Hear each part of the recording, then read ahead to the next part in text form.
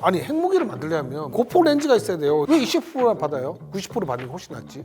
그래서 저는 아예 차라리 미국에서 만들자. 또 제가 오코스를 관여하고 설계하셨던 미국 전직 관료분을 한번 만나봤었어요. 어떤 부분을 한국이 좀 집중해야 되느냐 이걸 얘기했어요. 그러니까 20%를 얘기하는 사람이 그럼 우리가 이거죠 스스로. 그거는 우리가 스스로 발목을 묶은 건가요? 이건 여기서 얘기하면 안 돼요. 약간 우리가 스스로 발목을 묶은 거예요? 그렇죠. 벌써 시간이 이렇게 흘렀습니다. 반년 이상이 지나가고 있는데요. 핵 추진 잠수함 어떻게 되는 것인가 정말 많은 궁금증이 있으실 것 같아요. 그래서 특별히 오늘 전문가 두 분을 모시고 좀 새로운 방식으로 좀 진행을 해볼까 합니다. 각자 좀 자기소개 좀 부탁드릴게요. 예, 안녕하십니까. 저는 육군 장교로 전역을 했고요. 한국국방안보포럼에서 사무총장을 맡고 있습니다. 네, 안녕하세요. 한국국방연구원에서 근무하고 있는 유지훈이라고 합니다. 국방연구원에 근무하기 이전에는 해군 잠수함 장교로 좀 근무를 했었고 오늘 이렇게 귀한 자리 초청해 주셔서 감사드립니다. 지금 특히나 잠수함은 더 전문가신데 오늘 두 분이랑 함께 좀 열렬한 얘기를 해볼까 합니다. 자, 그럼 본격적으로 좀 들어가기 전에 오늘은 좀 진행을 다르게 해볼게요. 댓글들을 위주로 좀 담아봤어요. 그래서 정말 궁금해하시는 부분들 답변해 주시면 좋을 것 같습니다. 핵미사일을 발사할 수 있는 잠수함이 아니라 엔진, 가솔린 엔진, 디젤 엔진처럼 엔진 종류를 핵으로 만들겠다는 건데 무슨 핵잠수함이 어쩌고 하는 댓글을 보면 참 하면서 얘기를 주신 것 같아요. 기본적으로 정확한 표현은 핵 추진 잠수함이 맞아요. 근데 이제 제가 좀 편하게 이제 일반 분들께서 이제 구분 없이 그냥 핵 잠수함이라고 쓰시면 근데 좀 그런 오해를 살 수가 있는 거예요. 핵무기를 운용할 수 있는 전략 핵잠수함도 포함될 수 있는 포괄적인 개념으로 이해가 할 수가 있는 부분이 있는 거거든요. 그래서 핵 물질을 동력원으로 사용을 해서 작전을 하는 잠수함. 어떻게 보면 중국이라든지 일본 역시 굉장히 관심이 많았는데 우리 사무총장님은 좀 어떻게 보셨는지 궁금해요. 글쎄 뭐 정치적으로 이제 하면은 우리도 핵 개발해야 된다는 여론이 상당히 높잖아요. 따지고 보면.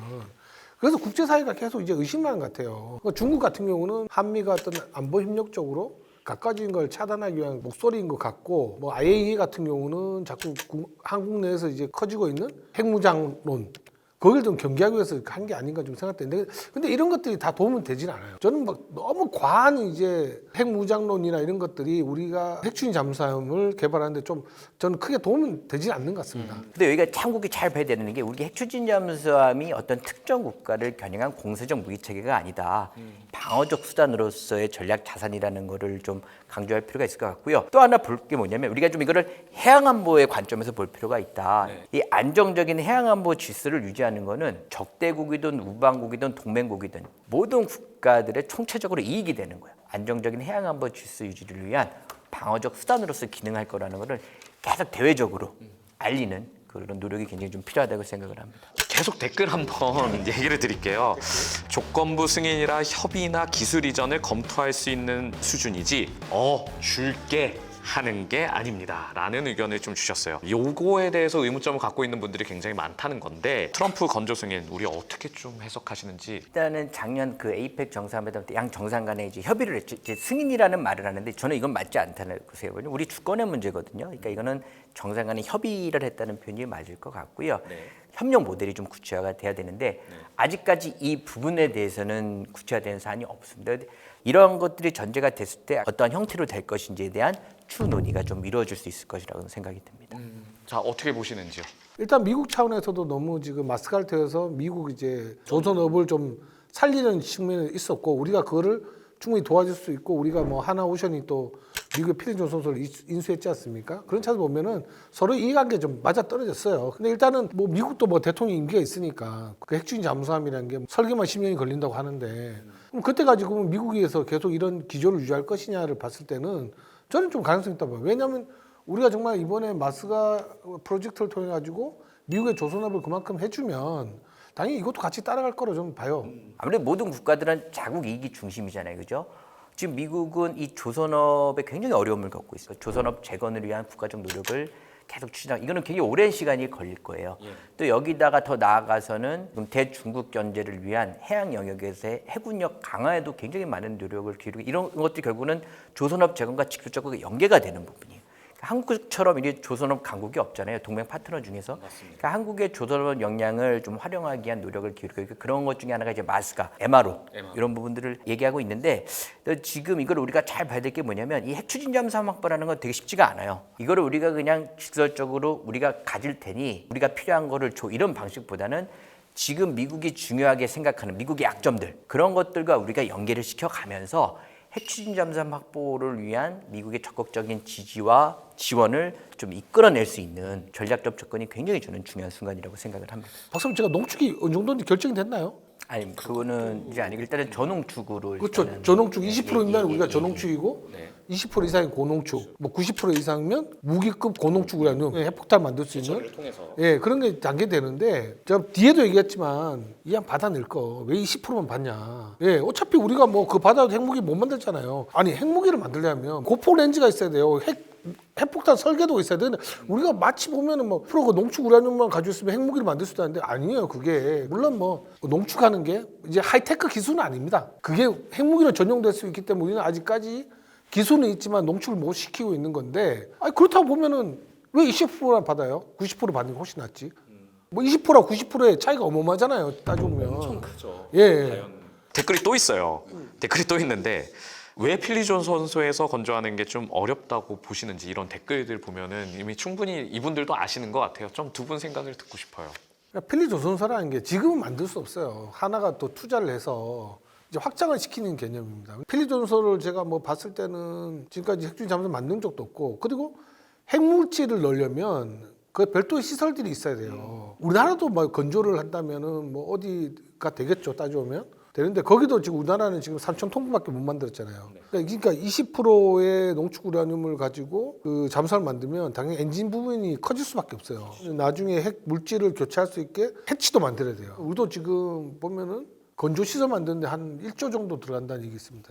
근데 뭐 1조만 만드나요? 또 보면은 우리가 조선소들이 다 어디 있죠? 다 주변에 보면 또 민가들 있잖아요. 아파트. 거기서 핵물질을 교체한다는데 그러면 쭉 주민들이 가만히 있겠습니까? 지금 주민 설득이 필요해요. 그래서 저는 아예 차라리 미국에서 만들자. 저도 우리나라에서 만들면 제일 좋은데 우리나라에서 만들 경우에 농축 우라늄을 미국에서 가져왔어요. 그럼 어디다 보관할 거냐?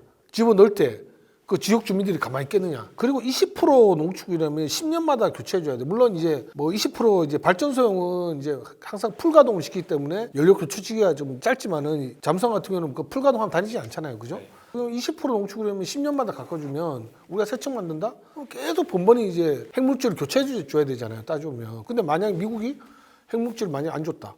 지금 다시 협의를 다시 할 것 같은데 하면 그럼 잠수함 못 굴리는 거잖아요. 따져보면. 그렇죠. 그래서 저는 아예 그냥 뭐 협상을 좀 하게 되면 90% 농축 우라늄 해가지고 세게 받아서 작게 만들고 그 핵추진 잠수함 확보 과정에서 이제 현실적인 대내외 제약 요건들을 잘 이렇게 짚어주신 것 같아요. 지금부터 정말 중요한 거는 이거를 미국과 진짜 아주 실무차원에서 디테일하게 논의를 해야 되는 거예요. 한국이 할 수 있는 부분, 미국이 할 수 있는 부분 이렇게 되면 역할 분담도 이렇게 좀 나눠줄 수가 있겠죠.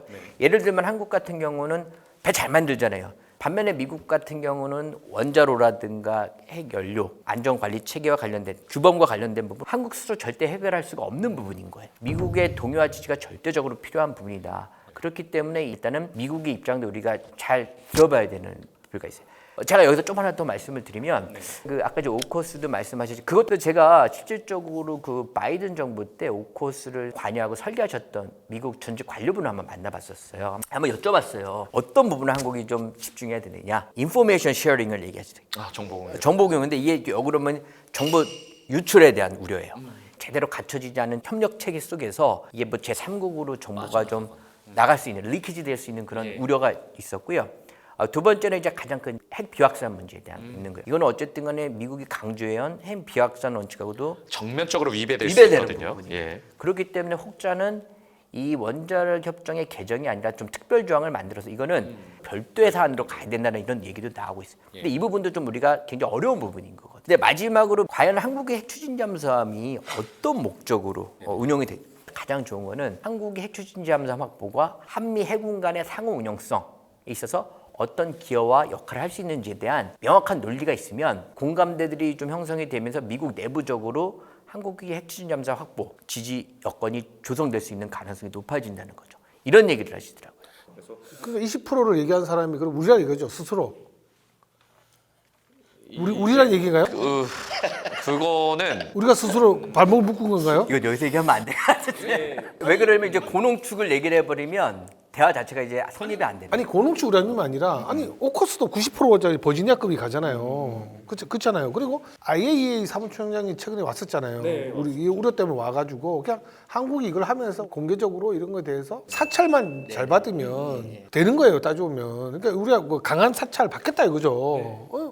그리고 우리는 자체는 농축할 수 있는 시설이 없잖아요. 우리가 뭐 예를 들어서 90% 가까이 되는 농축을 받아가지고 그걸 다시 농축해도 원심 불리기도 없는 국가인데 그러니까 IAEA나 이런 데 국제사회적으로 투명하게 좀 하고 국방부가 일단 주도권을 확실히 잡으면서 국방부밖에 관심이 없다니까요 이게.